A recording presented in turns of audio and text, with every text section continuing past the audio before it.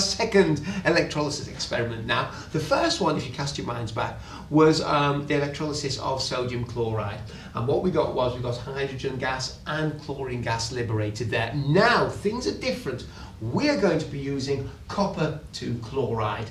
Now, there's going to be a tussle here at the cathode this time. Because of the reactivity series, you'll find here that we have hydrogen higher up in the reactivity series than copper. Hydrogen will, in effect, win and want to remain in solution. Copper, we will see this time as being liberated. At least that's what we hope. Right, Emma's going to be doing the experiment here. Of course, she's dressed ready for the occasion. She's wearing a lab coat, the gloves, of course, once again, the glasses. Right, now we're going to fill up the voltmeter. Now, we're all set up, ready to go.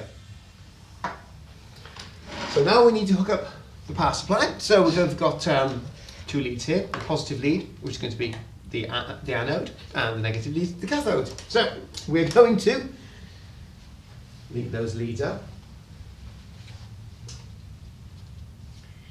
Right, the anode's going on there, and the cathode. Smashing. Right. If they'll stay on, nothing worse than just dropping off at an inconvenient moment. But stay tuned, it might happen. Oh. Right, are we ready? Yes. Oh, brilliant. In that case, I think we're all good. Turn it on. Start off with a fairly low voltage. Oh, and immediately there you can see that we have got... I've ramped it straight up. You've just ramped it straight up. I think we've done this before, that's the problem.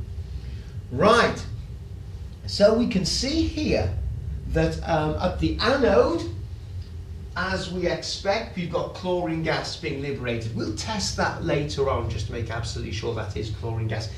Yes, we've got a little bit of liberation of hydrogen, because sometimes in this little battle which goes on here at this electrode, that you know, sometimes a few hydrogen atoms will win and they'll just want to liberate themselves, but in the majority... Cool, blimey, there's already something there. There's already something happening. Right, so what we need to do is, we're going to get the cameras in closer. We'll be back. Right. You can see the carbon electrode at the cathode is getting fatter and fatter. This is due to the copper being deposited rather than hydrogen being liberated that we found in the electrolysis of sodium chloride. Now, it looks black here, but when we actually get rid of the solution later on, you'll see there's actually a very distinct copper colour.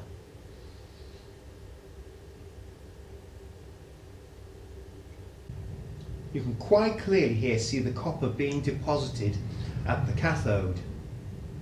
At the anode, you can see the chlorine streaming up. We've been going a couple of minutes, and we've liberated maybe a third of a test tube.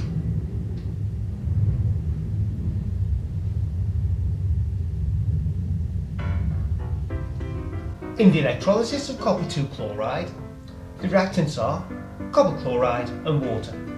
The products are solid copper and chlorine gas.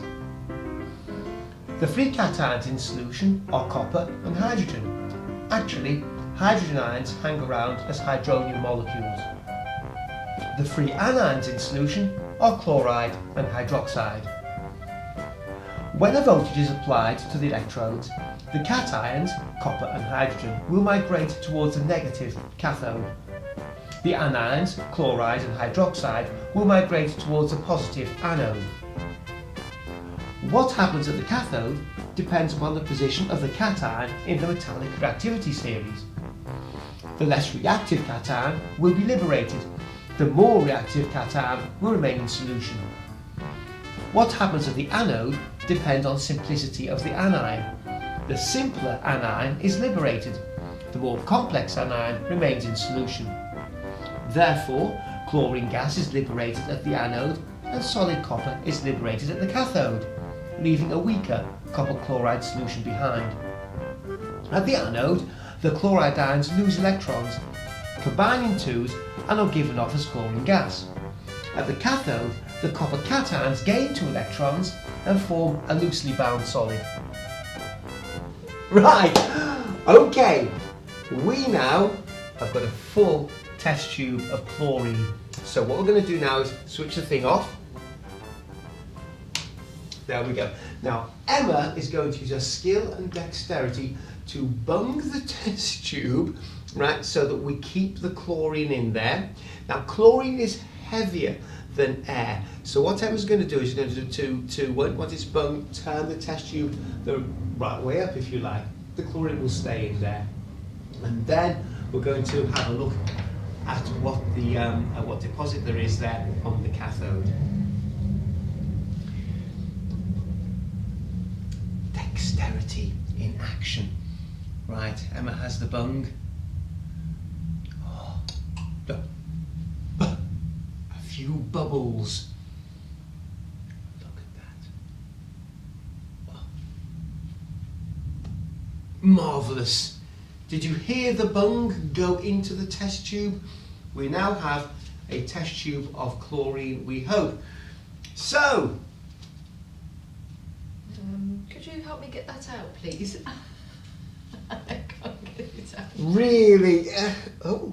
See what I mean? Oh, You know, it's, oh.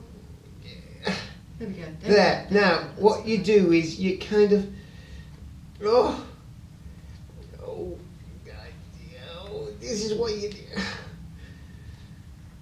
That's the ticket. There we go. Lovely. Thank Now, you very much. now you can rip it off. It's a complete rip off, this. Right.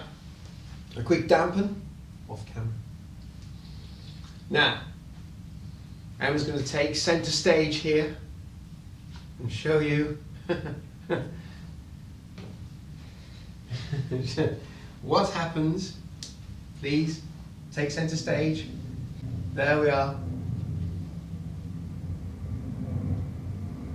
And the bleaching, the ceremony Let it commence. of the bleaching of the litmus. You've seen it here. Voila. Yes. Oh, give it, put the bung, yeah, bung it. Because of course, being heavier than air, it'll just stay in there. That's absolutely right. Oh, we released. Release. What a week. Right, now, if we do it carefully, we shouldn't dislodge the copper. Oh, it's dislodged. It's dislodged. It's dislodged. You only got a spot left. Oh no, really, we've dislodged the copper. You'll have to believe us. We'll get the cameras in to give you a close-up of what we've just... Put some in the corner. oh, actually. There we are. Right, if you hold it there, that's pretty good. Now you can see quite clearly that yes, we've got some of the copper has dislodged and moved to the side of the voltameter, but you can clearly see the copper. Well, look at the colour of the carbon. Look at the way, absolutely right, look at the way there that carbon electrode has gone.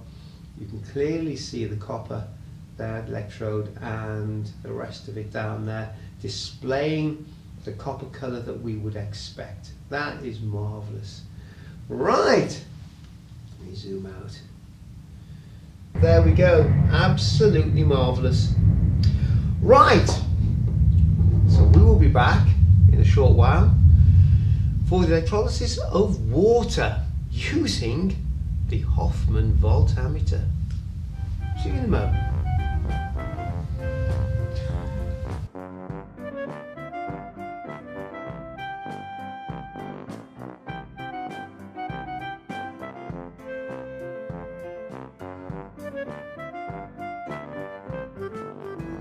As you can see, the electrode,